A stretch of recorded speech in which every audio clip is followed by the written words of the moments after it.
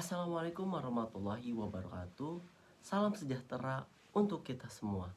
Selamat pagi Bapak dan rekan-rekan yang sudah menonton video saya saat ini. Saya sangat senang bisa memawarkan materi dengan Anda semua, meskipun melalui layar. Terima kasih atas waktu yang Anda luangkan di tengah kesibukan. Kehadiran Anda hari ini menunjukkan perhatian besar terhadap topik penting yang akan kita bahas bersama. Pepatah pernah berkata, tak kenal maka tak sayang. Maka izinkan saya perkenalkan diri. Perkenalkan, nama saya Muhammad Fatur Rahman Firmansyah, NPM 0211233395, kelas 3J, Prodi Manajemen. Hari ini saya akan membahas tentang pengangguran di Indonesia. Saya ingin mengajak Anda semua untuk melihat permasalahan ini dari berbagai sisi, lalu bersama-sama menentukan solusi dan langkah yang dapat kita ambil ke depan. Oke. Sebelumnya, pernahkah Anda bertanya-tanya bagaimana mungkin di tengah kemajuan teknologi yang luar biasa, kita masih berhadapan dengan masalah pengangguran yang signifikan? Oke, kita masuk ke materi. Apa itu pengangguran? Menurut Sadono Sukirno 1994, pengangguran adalah suatu keadaan di mana seseorang yang tergolong dalam angkatan kerja ingin mendapatkan pekerjaan tetapi belum dapat memperolehnya. Pengangguran adalah keadaan di mana orang ingin bekerja namun tidak mendapatkan pekerjaan. Oke, next, selanjutnya. Kronologis masa lalu. Ada 3. Pengangguran sudah menjadi masalah sejak awal kemerdekaan. Itu yang pertama. Yang kedua, ketidakseimbangan jumlah pencarian kerja dan lapangan pekerjaan. Yang ketiga, transisi ekonomi dan agraris ke industri menciptakan tantangan baru. Contohnya, pada masa awal kemerdekaan Indonesia, pengangguran sudah menjadi masalah utama. Ketidakseimbangan antara jumlah pencarian kerja dengan lapangan pekerjaan yang tersedia menjadi tantangan. Mayoritas masyarakat Indonesia saat itu bekerja di sektor agraris, namun transisi ekonomi di agraris ke industri menciptakan tantangan baru, seperti kekurangannya keterampilan tenaga kerja yang relevan untuk sektor industri. Selanjutnya, baik, kita next. Oke, kronologis sekarang. Ada 3 juga. Yang pertama, tingkat pengangguran meningkatkan akibat pandemi COVID-19. Yang kedua, masalah mismatch keterampilan tenaga kerja dan kebutuhan industri. Yang ketiga, pengangguran banyak terjadi di kalangan pemuda dan lulusan baru. Oke, contohnya, tingkat pengangguran di Indonesia semakin meningkat, terutama setelah pandemi COVID-19, yang menyebabkan banyak pekerja kehilangan pekerjaan. Selain itu, ada masalah ketidaksesuaian mismatch antara keterampilan yang dimiliki tenaga kerja dengan kebutuhan industri.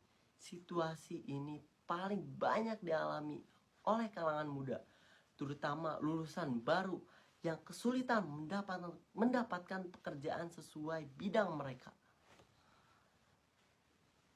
Seperti itu, teman-teman. Sangat sulit untuk mencari pekerjaan. Oke, selanjutnya kronologis masa depan.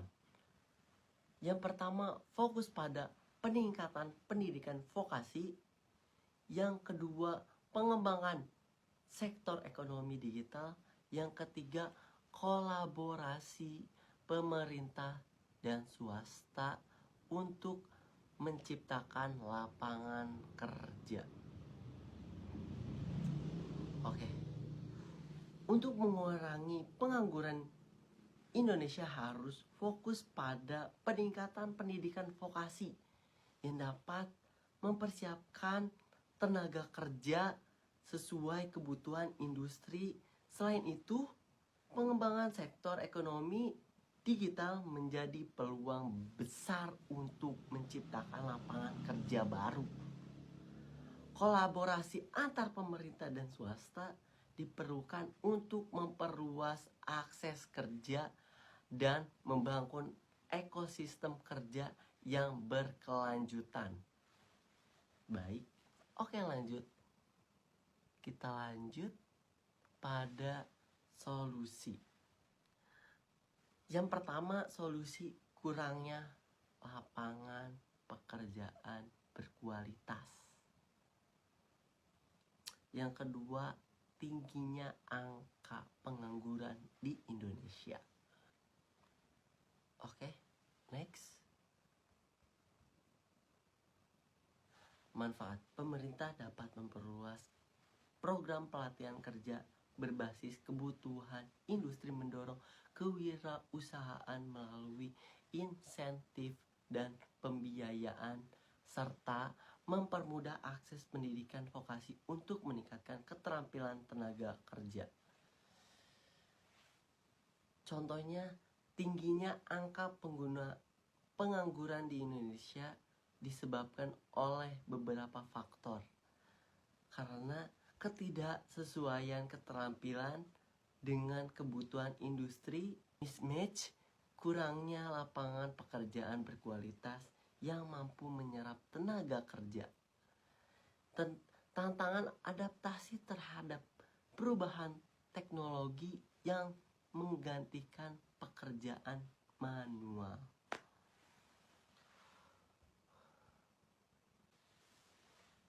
Solusi. Dengan solusi tersebut, angka pengangguran akan menurun. Ekonomi akan lebih stabil dan kesejahteraan masyarakat akan meningkat. Selain itu, peningkatan produktivitas tenaga kerja akan mendukung pertumbuhan ekonomi nasional. Oke, next. Peluang. Sektor ekonomi digital di Indonesia terus berkembang pesat, menciptakan banyak peluang kerja baru di bidang teknologi, e-commerce, dan startup. Saat ini, sektor ekonomi digital memberikan peluang besar untuk mengurangi pengangguran. Permintaan tenaga kerja di bidang teknologi seperti pengembangan perangkat lunak, pemasaran digital, dan logistik e-commerce terus meningkat. Selain itu, pengembangan startup lokal memberikan ruang bagi penciptakan lapangan kerja baru.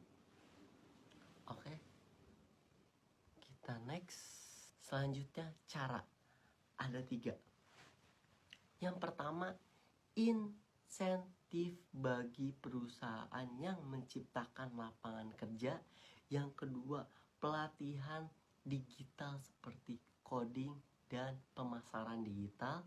Yang ketiga, kolaborasi pemerintah dan swasta untuk mendukung startup. Oke, selanjutnya.